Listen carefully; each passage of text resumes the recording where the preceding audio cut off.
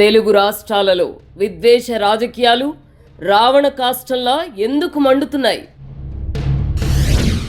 ఏపీలో మొదలైన రామ రావణ యుద్ధం వెనక ఎవరి రాజకీయ ప్రయోజనాలున్నాయి?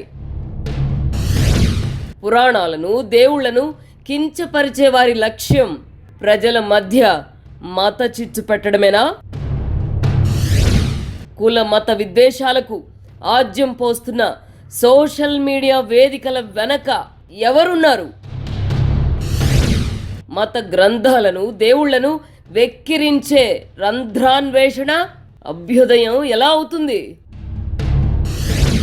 హిందువుల మనోభావాలను గాయపరిచిన రావణ్ అలియాస్ జోసెఫ్ సాధించిందేమిటి?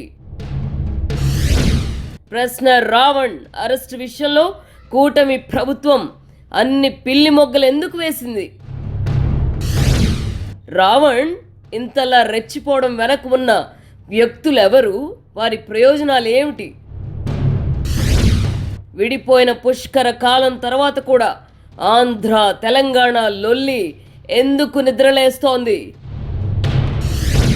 కేసీఆర్ జగన్ అధికారం కోల్పోయాకే ఈ పెడ ధోరణులు తలెత్తడం వెనక మతలబేమిటి? చివరికి ఇడుపు కాగితం చర్చను కూడా ఆంధ్ర తెలంగాణ లొల్లిగా మార్చిన గనులెవరు? కేసీఆర్కు రాజకీయంగా నష్టం అనుకుంటే సెంటిమెంట్ అస్త్రం తెర మీదకు రావాల్సిందేనా?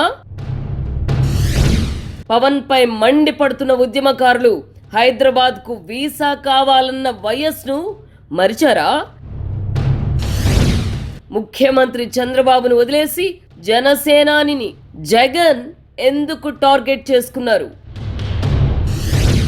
ప్రత్యర్థుల వలలో చిక్కి ఆవేశంతో ఊగిపోయే పవన్ కీలెరిగి వాత పెట్టడం ఎప్పుడు నేర్చుకుంటారు?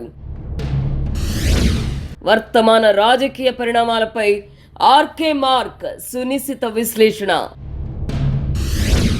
వీకెండ్ కామెంట్ బై ఆర్కే ఈరోజు రాత్రి 8:30 నిమిషాలకు.